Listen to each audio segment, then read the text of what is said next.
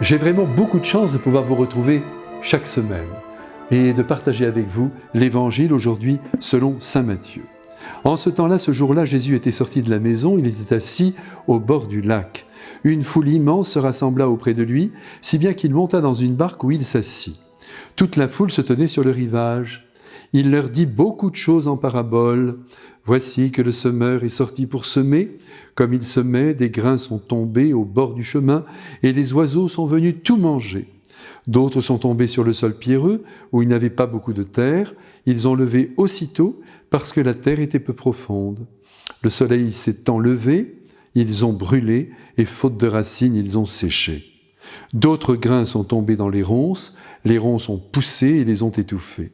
D'autres sont tombés sur la bonne terre et ils ont donné du fruit à raison de 100 ou 60 ou 30 pour un. Celui qui a des oreilles, qu'il entende.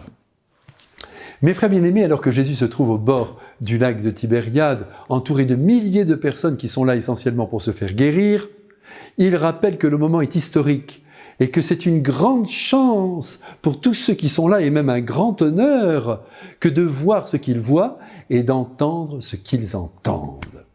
Beaucoup de prophètes et de rois ont désiré voir ce que vous regardez, c'est-à-dire lui, et entendre ce que vous entendez, c'est-à-dire sa voix, mais pour être nés trop tôt, ils n'ont pas pu voir et entendre le Messie promis à Israël.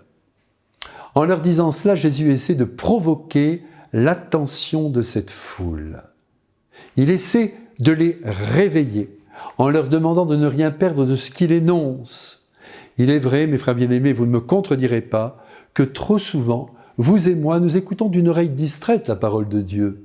L'Évangile n'a pas vraiment une place de choix dans notre cœur. Nous ne sommes pas très attentifs aux paroles du Christ. Et on a beau entendre à la fin de la proclamation de la parole de Dieu le dimanche à l'église, acclamons la parole de Dieu, nous ne laissons pas monter à notre conscience que c'est la parole de Dieu. Aussi Jésus fait bien de nous raconter le destin de cette parole dès l'instant où elle sort de sa bouche pour nous enseigner les chemins de la vérité et du bonheur. Ce qu'il dit aujourd'hui à cette foule qui l'écoute, comme à nous d'ailleurs, car sa parole est pour nous aujourd'hui, ne sont que les préliminaires de l'enseignement qu'il a l'intention de nous donner et qui court sur tout l'Évangile. Au fond, il nous dit « Voici comment vous devez recevoir ma parole ». Et comme il est toujours positif, il emploie une méthode, une pédagogie tout à fait particulière, de manière à ne pas nous décourager. Il commence par décrire des situations négatives, autrement dit mauvaises. Comment il ne faut pas écouter la parole de Dieu, pour finir par le meilleur, autrement dit, comment nous devrons l'écouter.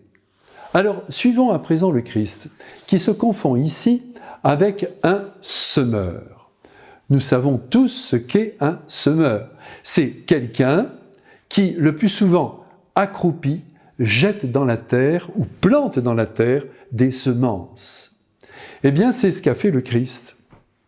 Il est descendu jusqu'à nous, en quittant la gloire, pour nous communiquer la sagesse de son Père, avec l'espoir que sa parole sera féconde dans chacune de nos vies.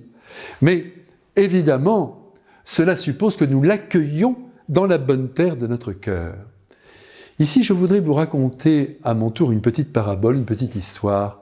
C'est un homme qui, durant la nuit, comme cela nous arrive à tous, se met à rêver. C'est bon de rêver. Et dans son rêve, il se retrouve sur un marché aux légumes et aux fruits. Et là, il y a un étal qui est tenu par un homme d'une trentaine d'années, au teint ambré. Il porte une barbe bien taillée et auprès de lui, il y a une femme plus âgée, d'une bonté incomparable. Et tout laisse penser que c'est sa mère. Et que vendent-ils ?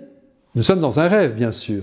Du bonheur, de la joie, de l'amour, du pardon, de l'humilité et de la bonté. Vous voyez, tout ça, c'est merveilleux. Alors, notre rêveur, éberlué, ouvre son sac et leur dit « Allez, chargez, j'achète tout ça, j'achète tout ça ». Le vendeur se tourne alors vers lui et lâche ces mots avec une infinie délicatesse. « Je crois, monsieur, qu'il y a erreur sur la marchandise. Ici, nous ne vendons pas le bonheur, la joie, l'amour, le pardon, l'humilité, la bonté. Non, nous n'en vendons que les graines. car il vous revient à vous et à vous seul de les faire pousser. Ainsi est l'Évangile, ce sont des graines célestes que le Christ sème dans nos vies et qu'il faut acheter d'abord par notre écoute attentive et notre volonté de les faire germer et fleurir dans notre cœur. Le grand jardinier des âmes vous bénit à présent avec beaucoup de joie. Amen.